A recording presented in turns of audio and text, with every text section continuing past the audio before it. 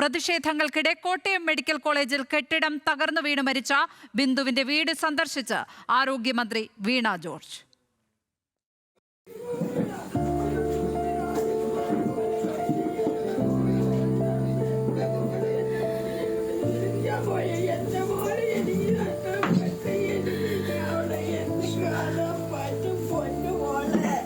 Medical college അപകടത്തിൽ ആരോഗ്യമന്ത്രിയുടെ രാജി ആവശ്യപ്പെട്ട് പ്രതിഷേധങ്ങൾ ശക്തമാകുന്നതിനിടെയാണ് വീണ ജോർജ് തലയോലപ്പറമ്പിലെ ബിന്ദുവിന്റെ വീട്ടിലെത്തിയത്. കുടുംബാംഗങ്ങളെ മന്ത്രി ആശ്വസിപ്പിച്ചു.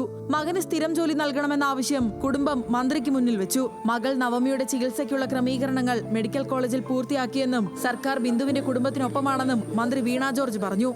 വളരെ ഹൃദയഭേദകമായിട്ടുള്ളൊരു സംഭവമാണ്. എന്നെ സംബന്ധിച്ചിടത്തോളം ഈ കുടുംബത്തിന്റെ ദുഃഖം എൻ്റെ ദുഃഖമാണ്. എല്ലാ തലത്തിലും സർക്കാർ പൂർണ്ണമായിട്ട് ഉണ്ടാകും. ബഹുമാനപ്പെട്ട മുഖ്യമന്ത്രി ഇക്കാര്യം സംസാരിച്ചിരുന്നു. പിന്തുണ നൽകിയ എല്ലാവർക്കും നന്ദി പറയുന്നതായും മകൾ നവമിയുടെ തുടർ ചികിത്സയ്ക്കായി നാളെ മെഡിക്കൽ കോളേജിൽ പ്രവേശിപ്പിക്കുമെന്നും ബിന്ദുവിന്റെ ഭർത്താവ് പറഞ്ഞു. കോട്ടയം മെഡിക്കൽ കോളേജ് അതിന് സംവിധാനം സൂപ്രണ്ട് എല്ലാവരും ഒരുക്കിക്കോളൂ. അവിടെ ചെന്ന് കഴിഞ്ഞാൽ ഉടനെ തന്നെ ബാക്കിയുള്ള ചികിത്സ തുടങ്ങിയ ഒരു സ്ഥിര ജോലി അവൻ പഠിച്ച ജോലിയാകുമ്പം ചെയ്യാനെടുക്കും.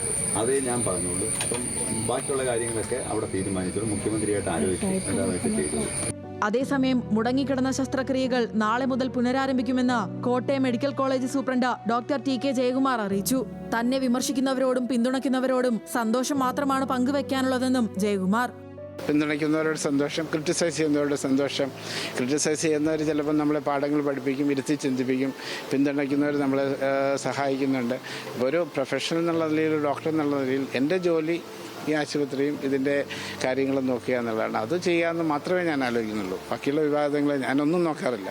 ബിന്ദുവിന്റെ കുടുംബത്തിനുള്ള ധനസഹായം സംബന്ധിച്ച ജില്ലാ കളക്ടറുടെ പ്രാഥമിക റിപ്പോർട്ട് സർക്കാരിന് സമർപ്പിച്ചു. അപകടമുണ്ടായ കെട്ടിടത്തിലെ 3-ാം നിലയിലെ ശുചിമുറികൾ ആളുകൾ ഉപയോഗിച്ചിരുന്നതായി കളക്ടറുടെ പരിശോധനയിൽ കണ്ടെത്തി. കളക്ടറുടെ റിപ്പോർട്ടിന്റെ അടിസ്ഥാനത്തിലായിരിക്കും മന്ത്രിസഭാ യോഗം ചേർന്ന് ധനസഹായം പ്രഖ്യാപിക്കുക. ന്യൂസ് മലയാളം, കോട്ടയം.